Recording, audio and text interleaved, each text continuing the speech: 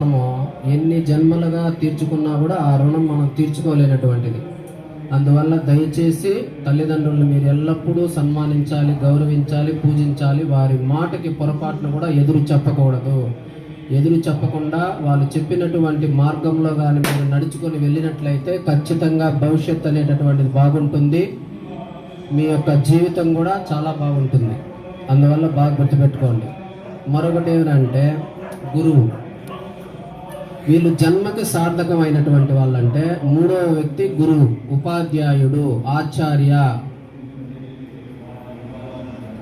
ఇలా ఈయన బడిలో అంటే దేవాలయంలో పూజారి దేవుడికి భక్తుడిగా వచ్చేస్తుంటాడు. ఒక బడిలో ఒక పంతులమ్మ, ఒక పంతులు ఇరువురు ఉంటారు.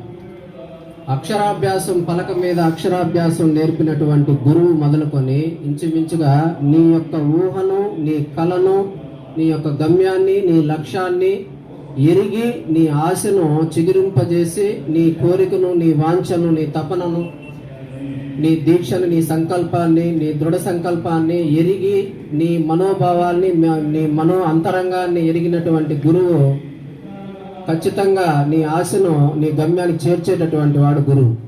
అందువల్ల దయచేసి గురువు విద్యార్థుల యొక్క మనోభావాన్ని, అంతరంగాన్ని ఎరుగుతాడు. కాబట్టే అంత ఆప్యాయంగా, అంత అనుకువగా చెబుతూనే ఉంటాడు, ఎల్లప్పుడూ చెప్తూనే ఉంటాడు. ఏం చెప్తాడు అనేసి అంటే, నువ్వు ఖచ్చితంగా చదవగలిగావంటే నువ్వు ఇది సాధించగలవు, ఇన్ని మార్కులు సాధించగలవు, ఇన్ని మార్కులు సాధించగలవు అని చెప్పి మీకు తెలియజేస్తాడు. ప్రపంచంలో అక్కడ రాసున్నది, ప్రపంచాన్ని మార్చే ఆయుధము విద్య ఒక్కటే. జన్మనిచ్చిన ప్రతి తల్లిదండ్రులు కూడా బడికి పంపడానికి ఇష్టపడతారు పిల్లల్ని, ఇంకెక్కడ పంపడానికి ఇష్టపడరు. ఎందుకు ఇష్టపడరు అంటే ప్రపంచంలో మొదలుకొని అంటే ఏ పని తీసుకోవాలన్నా, ఏ పని చేయాలన్నా విద్యతోనే ముడిపడి ఉంటుంది. ఆ విద్యతో ముడిపడి ఉంటుంది కాబట్టి మనం ఖచ్చితంగా విద్యనే మనము చదవాలి, విద్యనే మనం అభ్యసించాలి.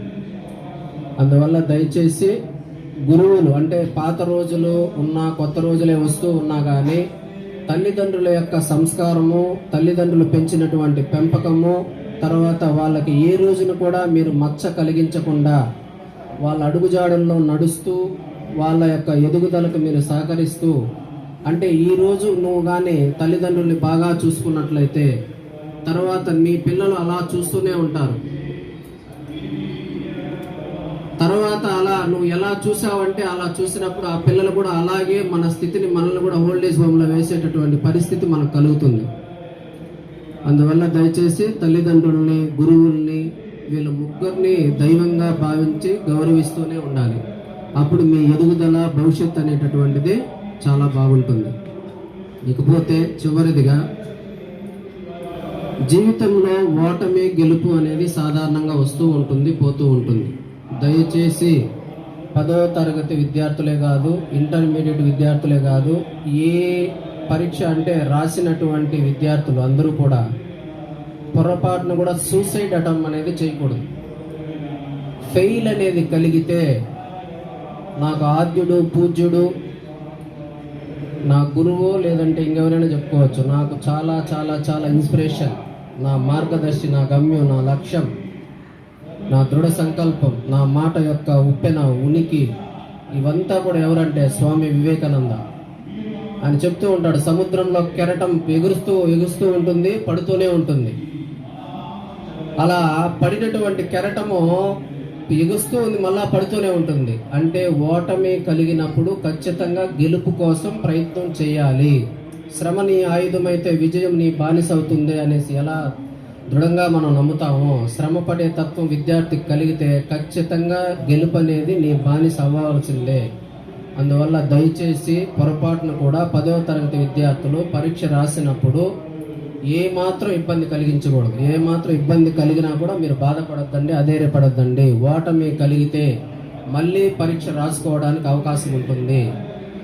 మీ తల్లిదండ్రులకి నువ్వు ఒక్క కూతురువే, గారాల ఒక్కనొక్క కూతురువి. దయచేసి పొరపాటున నీ మనసులో అలాంటి భావన అనేది కలగకూడదు. నాన్నేమనుకుంటాడో, తర్వాత అమ్మ ఏమనుకుంటుందో, నేను ఫెయిల్ అయిపోతే అని చెప్పి నువ్వు సూసైడ్ చేసుకున్నావంటే నువ్వు వాళ్ళని ఒంటరిగా వదిలి వెళ్ళిపోయినటువంటి దానివి అవుతావు. అలా కాకుండా పొరపాటున జరిగినటువంటి విషయాన్ని చక్కగా ప్రతిరోజు తల్లిదండ్రులకు చెప్తూ ఉండు. వాళ్ళు సమస్య అంటే పరిష్కారం చెప్తారు. అంతే తప్ప పొరపాటున సూసైడ్ చేసుకోవడం, చనిపోవడం అనేటటువంటిది యువత పొరపాటును కూడా చేయకూడదు, చేయకూడదు, చేయకూడదు, చేయకూడదు. ఎందుకు అంటే ఓటమి తెలిసినటువంటి వాడికి అనుభవం అనేటటువంటిది ఎక్కువగా వస్తూ ఉంటుంది. అదే గెలుపు తెలిసినటువంటి వాడికి గర్వము, అహము అనేటటువంటివి తెలుస్తూ పోతూ అంటే వస్తూనే ఉంటుందన్నమాట. అందువల్ల ఓటమి తెలిసినటువంటి వాడు గొప్పవాడు. గెలుపు తెలిసినటువంటి వాడు ఉద్యోగం దగ్గర వచ్చేసి ఓటమి కలిగిందంటే వాడు ఒక్కసారిగా గుండె ఆగి చస్తాడనమాట. అదే పొరపాటున 10వ తరగతి చదివేటటువంటి పిల్లలే కావచ్చు, తర్వాత ఇంకా పై చదువులు చదివేటటువంటి పిల్లలే కావచ్చు, వాళ్ళు ఏదో ఒక పరీక్షలో ఓటమి తప్పితే ఫెయిల్ అయిపోతే మళ్ళీ రాయడానికి రెండవ అవకాశం అనేది ఉంటుంది. అలా అవకాశము పొరపాటును కూడా నువ్వు చేదిక్కించుకోవద్దు.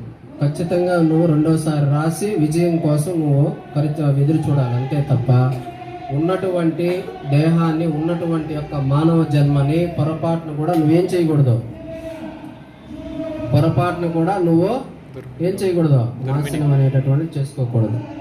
ఎందుకంటే తల్లిదండ్రులకి నువ్వు అలాంటి క్షోధ, బాధ అనేది కలిగించి నువ్వు వెళ్ళకూడదు. ఉండి సాధించి వెళ్ళాలి తప్ప నేను ఫెయిల్ అయిపోయాను, నేను ఇంకా చనిపోవాలి అనే కోరిక, ఆలోచన అనేది అబ్బాయిల్లో కానీ అమ్మాయిల్లో కానీ పొరపాటున కూడా రాకూడదు.